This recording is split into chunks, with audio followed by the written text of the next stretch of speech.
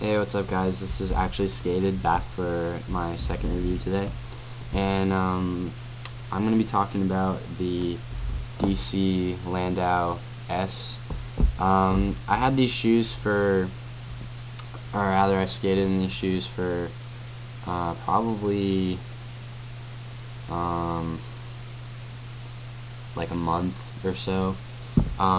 But these are my first pair of DCs ever, and honestly, like, if DC's quality, if the rest of their skate line matches the quality of these shoes, I would definitely buy more. I really like these shoes a lot. So let's get into it. First, talking about the comfort and fit. I wear size 10. These shoes fit perfectly. Not tons of wiggle room, but just enough so it doesn't feel like the shoe is super tight on your foot. They don't. What's weird about these shoes though is, like, they don't have tongue centering straps. So if you don't tie your shoes tight enough, they're really gonna feel loose and floppy, and they don't have any kind of like heel lock system to really hold your foot in. So really, I mean, the only way that you can really keep these shoes in place is by tying them down tight enough. And then, but you get a nicely padded tongue and collar, pretty standard medium stuffing. But and then we go to the insole. This is what the insole looks like. It's not very thick at all, and I mean, this shoe has what DC calls their performance cup sole, so it's thin, but still provides the protection and advantages to cup sole shoes. And I pretty much only skate cup soles now anyway, so these are a great alternative for people who normally like wearing thin bulk shoes, because they don't feel bulky at all and they're super lightweight. But the insole's nice. It's weird. It seems to actually stiffen out the longer you skate them, but as a whole, these shoes are really comfortable. And then we'll talk about grip next, I guess. The grip is kind of worn out. Like, this is my right foot, which I push with, but as I said in my Nike Dunk Low review, I have a tendency to do this thing where when I'm setting up for flip tricks, I kind of wiggle my foot around on the board, and it tends to wear out the bottom of my left shoe quicker than on my right. So my right shoe isn't very worn out at all. So if you guys don't do what I do, these soles will last you forever. And I still didn't get any holes or anything like that in it. It's just it's starting to feel kind of thin. But the grip is really nice. It holds well. These shoes take absolutely no time to break in, honestly, and yeah, the grip is great. Plenty of board feel. DC's performance cup sole really works. Highly recommend any of their shoes really with this on it, because I'm sure they all skate pretty much the same. It's just a matter of what styles you like. And then yeah, I guess durability. So here's my left shoe after a month. The performance cup sole is, the outsole of it is actually really durable. It's not worn down that much at all.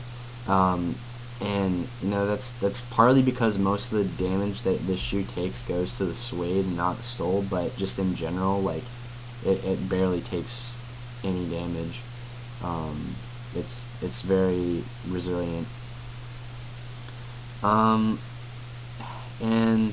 I mean, the suede is really nice. I mean, it took a while for it to get to this point, the point that it's at right now. And even if you get to this point and you basically ripped off this entire panel, it's actually there's actually like a solid suede layer underneath, so you'd still basically have another one-piece toe cap to get through. So I mean, these shoes would last you a really long time.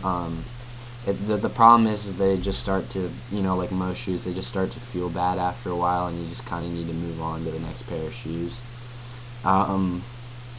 I don't know, the laces, it's weird. I mean, I shoe glued up here, just because that, like ripping laces kind of bothers me, so I never replace the laces on these, but they do come with extra white ones if you happen to do that. But oddly enough, like, it's not even that lace you really have to worry about, because at least the way I ollie, I kind of ollie sort of far back, like I pretty much leave my whole entire foot on the board, and it it really wears out like here instead of down here. So that lace ripped, and it did the same thing on my switch foot too. So you can kind of tell that there's like barely any damage from any switch ollies, and yeah, I still ripped a lace up there. And that's one other thing I want to mention. Skating switching these is kind of weird, and I don't understand why this happened on my right shoe, but as you can see, all the stitching is missing here, and it was missing here too before this even ripped. It just kind of fell out on its own, and I don't know if that's a defect or anything like that. I mean, it didn't cause any problems, it didn't cause the shoes to fall apart or anything, but I just thought that was odd that happened.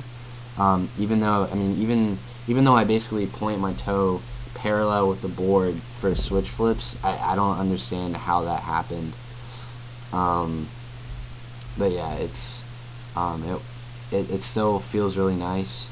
The flick on these is great, and as you can see, I kind of flick, and I do the same thing with my regular flip tricks, like tray flips and hard flips and stuff like that. Those are my two favorite tricks, where I kind of flick over here with the shoe, so it sort of kind of rips down from kick flips and hard flips, and then it comes under like this from tray flips and things of that nature.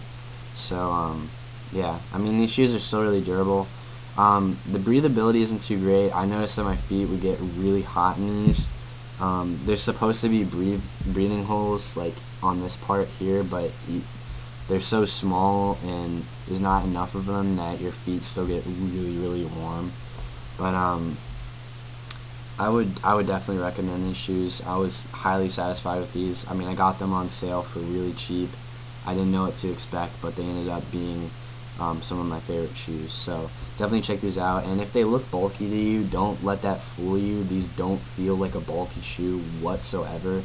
They're really lightweight, and I mean, pretty much with the technical advances that skate shoe companies are making now, there's no point in buying crappy vulcanized shoes anymore, because you can get high quality lightweight cupsoles that are 15 times better.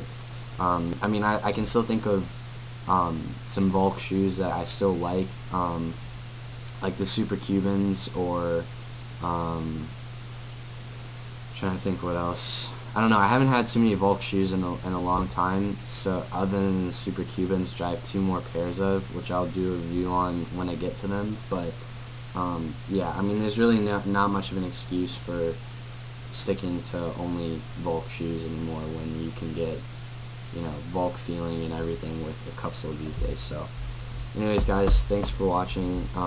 Comment, subscribe. Yeah, I mean, comment if you have any extra questions for me, and I'll see you guys later. Thanks for watching.